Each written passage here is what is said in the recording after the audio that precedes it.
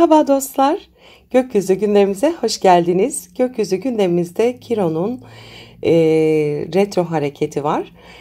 Kiron astrolojide yaralı şifacı olarak bilinir. Haritada bulunduğu yer hem en derin yaralarımızı hem de bu yaralar üzerinden gelişebilecek şifa potansiyelimizi gösterir. Chiron'un retro hareketi dış dünyadan çok iç dünyamıza döndüğümüz, bastırılmış acıların, komplekslerin ve travmaların su yüzüne çıkabileceği bir dönemdir. Bu dönem eski yaraları fark etme, kabul etme ve onarma sürecini başlatır. Chiron 2018'den bu yana Koç burcunda ve 2027'ye kadar burada kalacak. Koç, benlik, kişisel cesaret, karar verme, girişimcilik, hayatta kalma içgüdüsü gibi temaları temsil eder. Chiron burada olduğunda yaralarımıza odaklanırız. Kendi kimliğimizi ifade ederken duyduğumuz korkular, yetersizlik duygusu, ben kimim sorusuna duyulan güvensizlik, özgür iradeyi kullanamama, cesaret gösterdiğimizde aldığımız yaralar, ilk adımı atmak konusunda içsel blokajlardan bahsediyor olacak. 13 Temmuz 2025'te durağan pozisyona geçecek Chiron ve retroya başlayacak, enerji yoğunlaşacak. Astrolojide bir gezegenin durağan hale gelmesi o gezegenin etkisinin çok yoğunlaştığı bir zamandır. 13 Temmuz'da Chiron durağan hale gelirken bu retro enerjinin kapısını aralar. Bu dönem özellikle benlik duygusuyla ilgili en büyük yaraların fark edilmesini sağlar. Bastırılmış öfke, kırgınlık ve kendine kızgınlık yüzeye çıkabilir. Geçmişte alınan girişim kararları veya cesaret gösterileri yeniden sorgulanır. Eski savaşlar, tartışmalar veya ego çatışmaları hatırlatıcı şekilde karşımıza çıkabilir. Bu süreç boyunca kendine dönme, içsel cesareti onarma zamanı olacak. Kişisel bağımsızlık ve sınırlar yeniden tanımlanabilir. Ben kimim sorusu derinlemesine sorgulanır. Fiziksel yaralar, ameliyatlar, baş bölgesiyle ilgili sağlık sorunları tetiklenebilir. Özellikle de tabii haritada da temas varsa. Eski travmalar, özellikle çocuklukta cesaretin kırıldığı anlar yeniden deneyimlenebilir. Örneğin susturulmak, rekabette kaybetmek gibi. Dünya genelinde ise savaş, şiddet ve kahramanlık temaları medyada daha fazla görünür olabilir. Genç erkek figürleri Koç Marsyen bir burçtur, öne çıkabilir. Bu figürlerle ilgili şok edici gelişmeler olabilir. Toplumun bireysellik anlayışı sorgulanabilir. Gerçek cesaret nedir sorusu sorulur. Askeri konular, silahlar, bireysel hak ve özgürlükler üzerine gerilimler artabilir. Şimdi Chiron'un 13 Temmuz 2025'te Koç burcunda durağanlaşıp retro hareketine başlamasını yükselen burçlara göre detaylıca yorumlayalım.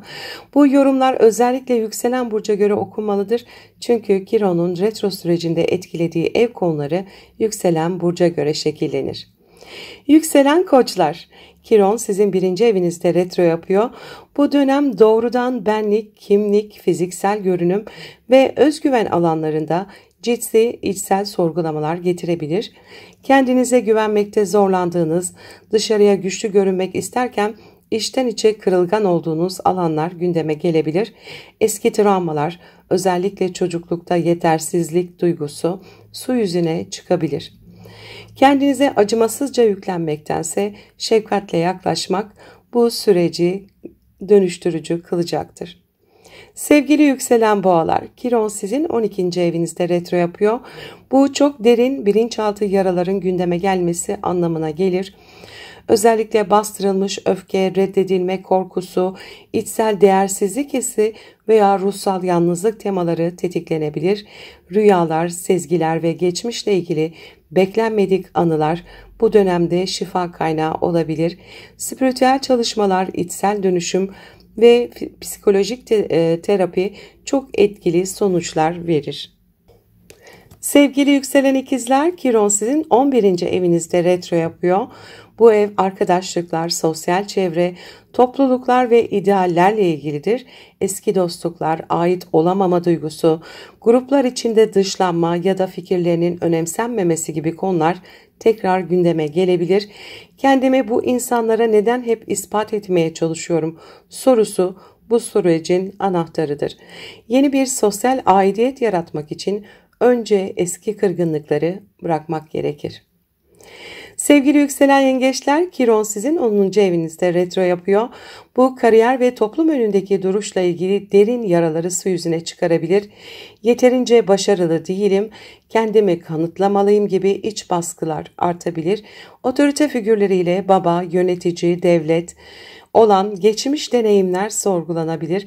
Kendi kendinize başarı benim için ne demek sorusunu dürüstçe sormanın zamanı.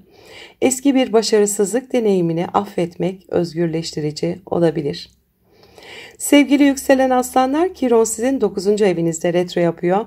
İnançlar, dünya görüşü, yüksek eğitim, uzak yerler ve etik değerlerle ilgili kırgınlıklar gündeme gelebilir. Hayata bakış açınızda bazı çöküşler yaşamış olabilirsiniz. Neye inanacağımı bilmiyorum hissi baskın olabilir. Öğretmen figürleri, yurt dışı deneyimleri ya da felsefi inançlarla ilgili eski travmaların şifalanması mümkün. İnancınızı yeniden tanımlıyorsunuz. Sevgili yükselen başaklar, Kiron sizin 8. evinde retro yapıyor. En derin korkularınızla yüzleşme zamanı, kontrol kaybı, krizler, cinsellik, ölüm ve dönüşüm gibi konular tetiklenebilir. Eski travmatik olaylar, özellikle duygusal veya fiziksel olarak sizi güçsüz bırakanlar tekrar gündeme gelebilir. Ortaklaşa paralar, miras, borçlar ya da cinsellik konularında geçmişten gelen bir şifa fırsatı var.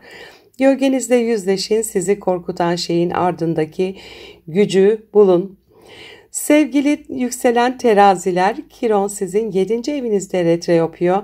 İkili ilişkiler, evlilik, ortaklıklar, açık düşmanlıklar gibi konularda eski yaralar tekrar hatırlanabilir. Özellikle partnerim beni anlamıyor, İlişkilerde hep fedakar olan benim gibi temalar öne çıkar. Bu dönem eski ilişkileri ve onlardan aldığınız yaraları yeniden değerlendirip şifalandırma süreci. Gerçekten neye ihtiyacınız olduğunu fark ettiğinizde daha sağlıklı ilişkiler kurabileceksiniz. Sevgili yükselen akrepler, Kiron 6. evinizde retro yapıyor. Günlük yaşam, sağlık, çalışma düzeni ve hizmet alanlarında bastırılmış yorgunluk, değersizlik ya da aşırı mükemmeliyetçilik temalarıyla karşılaşabilirsiniz. Hep ben çalışıyorum ama karşılık alamıyorum hissi baskın olabilir. Bedensel hastalıklar, özellikle psikolojik kökenli ise tetiklenebilir. Kendinize daha fazla özen göstermek, sağlığınızı önemsemek bu retro sürecinde büyük fark yaratır. Sevgili yükselen yaylar, Kiron sizin 5. evinizde retro yapıyor. Aşk, yaratıcılık, kendini ifade, çocuklar ve eğlence alanında yaralar gündeme gelebilir. Özellikle kendim olursam sevilmem korkusu, yaratıcı ifade blokajları veya aşk ilişkilerindeki hayal kırıklıkları tetiklenebilir, eski aşklar gündeme gelebilir ya da çocukluk dönemine dair kabul görmeme travmaları yüzeye çıkabilir. İçsel çocuğunuzla bağ kurmak bu dönemin şifasıdır. Sevgili yükselen oğlaklar, Kiron sizin 4. evinizde retro yapıyor. Aile, kökler, anne, baba ilişkisi, çocukluk evinizde geçmişten gelen derin yaraların şifalanması için bir fırsat. Ait olamama, sevilmediğini hissetme, duygusal ihmal gibi konular gündeme gelebilir. Özellikle anne ile olan bağlar önemli olabilir. Bu dönem evde huzur bulmak, duygusal güvenliği içeriden oluşturmak gerekiyor. Geçmişi bırakmadan geleceğe güvenle adım atmak zordur. Sevgili yükselen kovalar, Kiron sizin 3. evinizde retro yapıyor. İletişim, kardeşler, yakın çevre ve eğitim konularında eski kırgınlıklar, özgüven eksiklikleri ya da kendini ifade etme korkusu tetiklenebilir. Özellikle beni kimse dinlemiyor ya da düşüncelerim değersiz hissiyle yüzleşebilirsiniz. Bu dönem yazmak, konuşmak, düşüncelerinizi paylaşmak çok şifalı olur.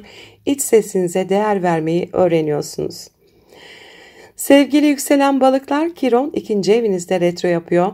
para, değer, öz saygı ve kişisel güvenlik konularında geçmişten gelen değersizlik ve yetersizlik hissiyle yüzleşme zamanı. Hak ettiğim değeri görmüyorum ya da paramı kazanamıyorum çünkü yeterli değilim gibi inançlar ortaya çıkabilir. Bu süreçte maddi değil manevi özdeğer duygusu öncelikli. Değerinizi dışsal başarılarla değil, içsel bütünlükle tanımlamayı öğreniyorsunuz. Olarak 13 Temmuz 2025'te Kiron'un Koç'ta retroya başlaması, bireysel kahramanlık yolculuğunda durup geçmiş yaralara yeniden bakma ve onları bilinçle dönüştürme sürecinin kapısını aralıyor. Bu dönemde cesur olmak, korkularla yüzleşmenin de bir cesaret olduğunu anlamak gerekiyor. Verimli ve mutlu bir süreç geçirmenizi dilerim. Sevgiyle kalın.